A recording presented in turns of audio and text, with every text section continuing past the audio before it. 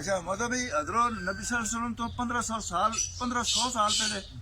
यानी 1500 साल की तारीख है हजरों ने गुलाम रसूल मेहर किताब लिखी है मैं पढ़े अच्छा तो हुजूर को 1500 साल पहले हजरों बाद है अच्छा अच्छा 1400-1500 साल ते तुसी जदों आए हो थे पहले तो तुसी मैं 1948 थे आया आखिर अच्छा अच्छा मैं असल च रहा ना 8 साल पुलिस जो अच्छा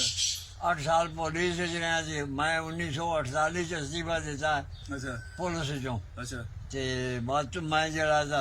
दुकान पा गई है अच्छा नहीं उस तो पहले भी था तुसने बचपन तक ही गुजरा है ना हाँ जी बचपन से गुजरा मैं जो 1941 च भर्ती होया पुलिस दे विचों ऐसा मतलब है तुसी सन 1925 ਵਿੱਚ 1920 ਵਿੱਚ तुसा यादाश्त याद मेरा 1920 में पैदाश है 20 में मेरे 100 साल तो उम्र ज्यादा हो गई है अच्छा अच्छा अच्छा हाँ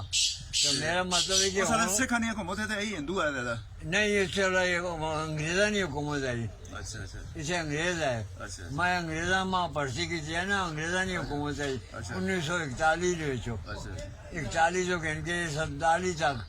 मैं 3 साल CID च रहा अच्छा 3 साल दफ्तर च रहा पुलिस जो अच्छा ते ਉਹ एक ਸਾਲ ਮੈਟ੍ਰਿਕ ਕੀਤੀ ਹੈ ਤੁਸੀਂ ਮੈਟ੍ਰਿਕ ਕੀਤੀ ਹੈ नहीं मैट्रिक नहीं की थी मैं मिडिल च रहा